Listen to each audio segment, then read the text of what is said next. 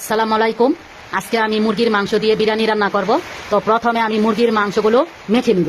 মাখানোর জন্য এখানে আছে আমার পেঁয়াজ কুচি, আছে আমার ধনিয়া পাতা কুচি, আছে আমার কাঁচামরিচ, আছে আমার টমেটো কুচি, আর এখানে আছে আমার কাজু বাদাম বাটা, আছে পোস্ত বাটা, আছে চীনা বাদাম বাটা, আছে আমার কাঠবাদাম বাটা, এখানে আছে আমার আদা রসুন। তো প্রথমে আমি দিয়ে দিব পেঁয়াজ কুচি। বিসমিল্লাহ।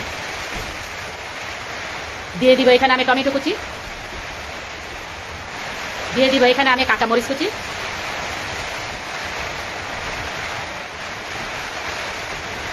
দিয়ে দিব এখানে আমি আদা বাটা, দিয়ে দিব এখানে আমি রসুন বাটা, দিয়ে দিব এখানে আমি কাজু বাদাম বাটা, দিয়ে দিব এখানে আমি পোস্ত বাটা, দিয়ে দিব এখানে আমি কাঠবাদাম বাটা, দিয়ে দিব এখানে আমি চীনা বাদাম বাটা, দিয়ে দিব এখানে আমি 1 চামচ লবণ।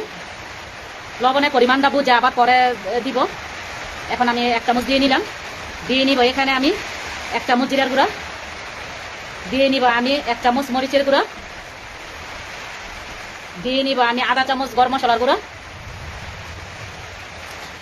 দিয়ে নিব এখানে আমি বিরিয়ানির যে মশলাটা দিয়ে নিব, দিয়ে নিব এখানে আমি পরিমাণ মতো তেল। এখন সবগুলো উপকরণ একসাথে ভালোভাবে মেখে নিব। এই তো আমার মাখানো শেষ। এখন আমি বসিয়ে নিব। তার আগে আমি এখানে 1 কাপ দুধ নিয়েছি, দুধগুলো ঢেলে দিব। এখন আমি 5 মিনিটে রেখে দিব। রাখানোর পর এরপর চুলায় বসিয়ে দিব। এখন আমি ঢাকনা দিয়ে ঢেকে দিব এবং মাংসটা ভালোভাবে কষিয়ে নিব।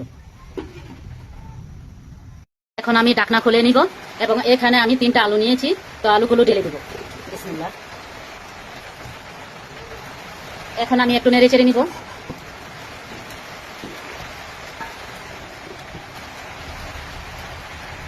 এখন আমি ঢাকনা খুলে নিব। আমার মাংস কষানো হয়ে গেছে। এখন আমি চাউলগুলো ঢেলে দিব।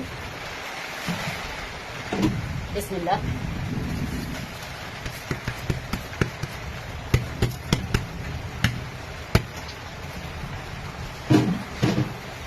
এখন আমি একটু নেড়ে চেড়ে দিব।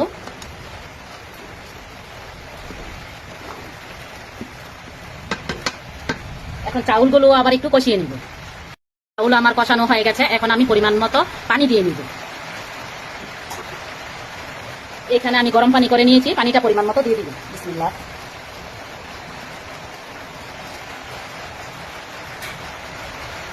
এখন আমি নেড়ে চেড়ে নিব। এখন ঢাকনা দিয়ে ঢেকে দিব।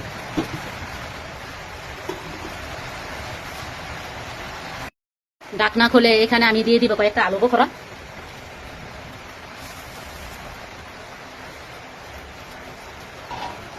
এখানে দিয়ে দিব আমি লেবু রস।